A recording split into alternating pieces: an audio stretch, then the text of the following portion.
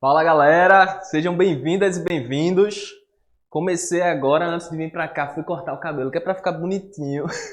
E tô todo me coçando aqui. Sabe que isso é relevante para nossa aula? Em nada! Então vamos começar a aula. Hoje a gente vai falar um pouquinho sobre as funções de sistemas operacionais e aplicativos de edição de textos eletrônicos. Mas vocês veem muito mais sobre isso lá no e-book, tá? Aqui a gente vai dar uma pincelada muito breve, então não deixa de conferir o e-book, é extremamente importante. Essa é a nossa unidade 2. E eu pergunto a vocês, já ouviram o podcast da semana? Se não ouviu, corre lá, tá super interessante, é um conteúdo relevante e também é um conteúdo complementar à videoaula e ao e-book, então não perde não. O que a gente viu até agora, tanto no e-book quanto na videoaula anterior, foram assuntos relacionados a sistemas operacionais, hardwares. A gente também falou um pouquinho sobre softwares, eu lembro disso. OPACs, para quem não lembra, os OPACs são aqueles terminais de consulta online, daqueles computadores que a gente entra num lugar, sabe como é? Que a gente pode pesquisar e tal. Hoje a gente também pode fazer isso de casa, né? Ainda bem que a tecnologia permite isso, principalmente a internet, que a gente possa fazer essas consultas e até criar as nossas próprias bibliotecas de música, de textos, de artigos, livros e muito mais. Mas os OPACs, a gente falou isso um pouquinho na unidade 1. A gente falou também sobre as tecnologias digitais de informação e comunicação, as carinhosas chamadas de TICs, que são hoje grandes movimentos que a gente tem na nossa sociedade para que a gente possa se comunicar, se relacionar, matar a saudade daquele parente distante, aquele amor que está lá do outro lado do Brasil ou do outro lado do mundo. E isso tem impactado grandiosamente a nossa sociedade num todo. Isso se relaciona a aspectos humanos, né? Aspectos afetivos, aspectos técnicos também, que a gente precisa, enquanto profissionais da biblioteconomia, técnicos e técnicas, a gente precisa estar muito atento a isso. Que essas tecnologias que decorrentes da informática nos permitem, além de resolver problemas, aproximar pessoas que estão distantes. E a gente viu muito isso na pandemia, né? Na pandemia deu um senso de saudade, teve gente que eu nunca mais tinha visto, assim, meu Deus, que saudade dessa pessoa. A gente aproveitando ali para estreitar as relações, né? E o mundo da informática integrando a humanidade à cultura digital, tá? Mas e aí, professor, o que isso tem a ver com o universo da biblioteconomia e voltado à biblioteconomia, o que isso nos interessa? Nos interessa que nós, enquanto técnicos e técnicas, temos que ter conhecimento dessas operações que são encaradas pela gente como ferramentas para o nosso trabalho, né? Para que a gente possa atender o público e a gente desenvolva também os nossos trabalhos internos na organização. Daí é muito importante, e a gente falou isso na unidade anterior, que a gente possa desenvolver um bom planejamento. Se a gente não conhece qual é o público que vem até a nossa unidade de informação, a nossa biblioteca, arquivo, escritório, museu, ou qualquer lugar que você esteja trabalhando ou vai trabalhar, em nome de Jesus você vai trabalhar e vai ganhar um bom salário. Se a gente não conhece esse público, a gente não sabe exatamente o que oferecer. A gente não sabe como desenvolver uma coleção de documentos, livros, artigos e outras mídias, e a gente também não sabe como oferecer equipamentos eletrônicos como computadores, e-readers, ou tablets e outros equipamentos. Por isso que é muito importante que você, enquanto técnica e técnico, junto ao bibliotecário, à bibliotecária-chefe, desenvolva estudos para que conheça bem o seu público e direcione equipamentos e ferramentas assertivas para que esse público possa ter acesso e possa utilizar. Além disso, tem os aspectos humanos, né? Aspectos comportamentais, que são os desejos e necessidades que estão estruturadas em questões sociais e questões culturais. Um exemplo que eu lembro é que da minha vivência, né? É que uma vez eu fui visitar a biblioteca do Centro de como é que fala? O CTG da UFPE, Centro de Tecnologia e Geociência. Lá eu fui pesquisar uma coisa que era extremamente diferente e me deparei lá com uma unidade que inclusive tinha rochas, né? Tinha outros artefatos lá dentro do acervo. Eu achei aquilo maravilhoso. Eu disse, olha, isso aqui é extremamente diferente de uma biblioteca comunitária ou de uma biblioteca escolar infantil. Por isso que é importante a gente conhecer quem é o público e quais são os aspectos sociais, culturais em torno disso tudo para que a gente possa prestar um serviço de boa qualidade.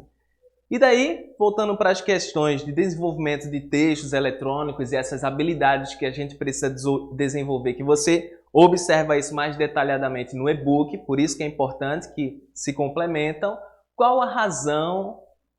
qual razão é importante desenvolver habilidades de edição de textos eletrônicos e também de imagens e vídeos? Pelo amor de Deus, essa é uma pergunta que nem precisa nem responder, né? A gente está no mundo do TikTok, o mundo do Instagram, o mundo que era do Facebook, que muita gente ainda usa. Então, a gente como técnico e técnica em biblioteconomia, eventualmente a gente vai precisar desenvolver alguns textos, seja para apresentar o acervo, seja para outra finalidade de promover a biblioteca, seja para promover uma exposição que tem dentro da unidade. É interessante que a gente saiba o mínimo de pegar o celularzinho, gravar, bater foto, desenvolver texto. E hoje se fala muito, né, nessa questão de inteligência artificial. O chat GPT está impactando várias profissões.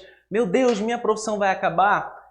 Não vamos conversar sobre isso. Isso fica talvez para uma live. A gente fala sobre isso. Mas por enquanto, a gente tem a certeza que essas tecnologias, elas nos auxiliam a desenvolver alguns textos e principalmente para a correção de vários textos. Então a gente pode utilizar essas tecnologias e aí está a importância em utilizá-la aplicando a nossa profissão. Minha língua enrolou. A internet, as redes sociais, o estreitamento da informática com a comunicação. É justamente isso que eu falei, não sei porque eu coloquei isso aí. E o uso das mídias multicanais, né? Antigamente a gente tinha mais uma comunicação em torno do telefone, em torno do e-mail, né? Aquela coisa mais formal. Mas hoje em dia a gente percebe que muitas bibliotecas, unidades de informação, arquivos têm perfil no Instagram, tem perfil no Facebook, tem perfil no TikTok. Um exemplo disso é a biblioteca da Unicap, Universidade Católica de Pernambuco. Se você procurar no Instagram, você vai encontrar uma página lá. Se mandar mensagem, eles vão responder. Quem são essas pessoas por trás?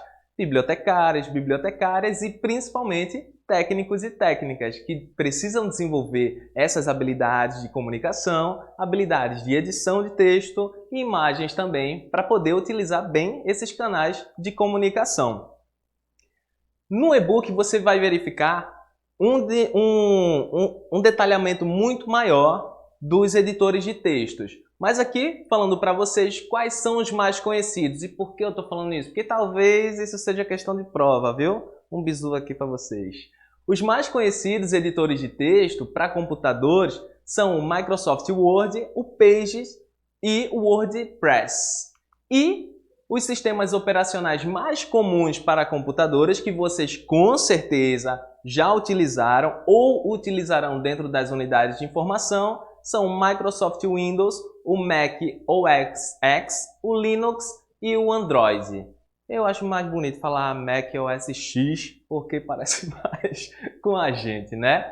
Em relação ao Linux, especialmente falando dele, que também pode ser uma questão de prova, é um sistema operacional de código aberto. O que isso significa, professor? Significa que a pessoa que baixa o Linux, ela pode alterar ali o código-fonte e adaptar as necessidades da biblioteca. Se você precisa de algumas especificações dentro do sistema, você vai conseguir com o Linux, diferente de outros que são de código fechado. Ou seja, não dá para alterar o código-fonte e promover algumas alterações. Mas eu preciso saber disso como bibliotecário, como bibliotecária, como técnico e como técnica? Necessariamente não, mas é importante saber que eles existem, eles podem ser utilizados dessa forma e aí tendo um desenvolvedor, tendo alguém da área de informática, da tecnologia dentro da unidade, a gente já sabe, ó, seria melhor esse programa, esse sistema operacional aqui para a unidade e seria bom que você desenvolvesse algo voltado para essa necessidade específica do público, tá? Então é importante pelo menos saber do que se trata e quais são eles, não necessariamente para que a gente possa alterar o código-fonte e adaptar, porque eu, por exemplo, não faço a mínima ideia, não é algo da nossa área propriamente dita. Nos computadores domésticos, o Linux, apesar de ser gratuito, ele é pouco utilizado. Provavelmente vocês vão verificar aí uma utilização de Windows 10, o Windows 8 e agora, né, o mais novo Windows 11, o 8.1 também. As versões mais populares do Linux são o Ubuntu, o Debian, o Linux Mint e o Fedora. Mais uma vez, lembre-se disso quando estiverem fazendo a prova. Em relação ao Android, ele é um sistema operacional móvel do Google presente em diversos aparelhos de diversas fabricantes, Samsung, Motorola, LG, Sony, etc., como vocês podem ver aí nesse texto. E outra coisa, quando vocês pegam o celular de vocês, não quem tem o iPhone, né? Que é o meu caso, que eu não tenho um iPhone, eu não tenho direito para comprar isso não. A gente tem um sistema operacional Android, né? A gente vai lá naquela loja, no Play Store, vai baixar um jogo, vai baixar um aplicativo de edição de texto, vai baixar alguma coisa. É esse sistema operacional que a gente está falando, o sistema operacional Android, que o símbolo é até aquele robozinho verde assim, acho que vocês lembram. O Android é a plataforma de dispositivos mais popular do mundo. É conhecido por ter a sua base no Linux, né? Que é por ter um código aberto e uma série de possibilidades de personalização. O sistema nasceu em 2008 e de lá para cá vem sendo aperfeiçoado pelo Google com diversas novidades. Então sempre tem alguma coisa interessante e nova no sistema Android. Isso também acho que vai cair na prova.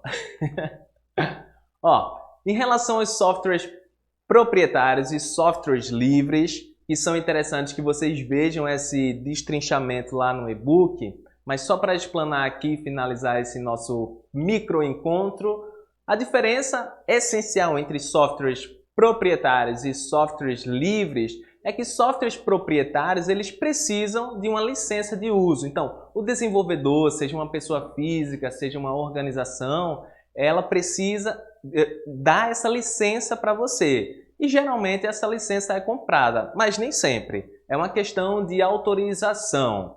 E os softwares livres, que são softwares de código aberto, são softwares que geralmente são gratuitos, mas também podem ser pagos, mas eles são de código aberto e aí pode haver aquela alteração no código-fonte para adaptar às necessidades da unidade, da empresa que você trabalha. Em relação aos softwares de gerenciamento de bibliotecas, um dos mais comuns, a gente já falou bastante nisso e a gente continua falando, é o BibLivre, que eu até incentivo vocês a baixarem. Faça o download se puder em casa, baixa ele, mexe nele, vê como é fácil e extremamente eficiente. Outro é o Quora, o OpenBiblio e o PHL. Especialmente o PHL, ele tem uma versão proprietária e tem uma versão livre, né? Então, a versão proprietária tem a possibilidade de, eventualmente, ter um problema no sistema, você solicita lá, acho que é Elise o nome dele, né? O dono do PHL, não me recordo não, mas acho que é. E ele faz essa manutenção para você. Essa é uma grande vantagem de ter um software proprietário, porque além da licença de uso, eventualmente tem ali um suporte técnico por trás dele, que é diferente dos softwares livres, que geralmente não tem esse suporte técnico. Como o nosso encontro é breve, então eu vou ficando por aqui. Vou bater aqui meu pescoço do cabelo que eu cortei, que tá coçando muito. E a gente se encontra na próxima aula. Um cheiro no coração de cada um e até mais. Tchau, tchau.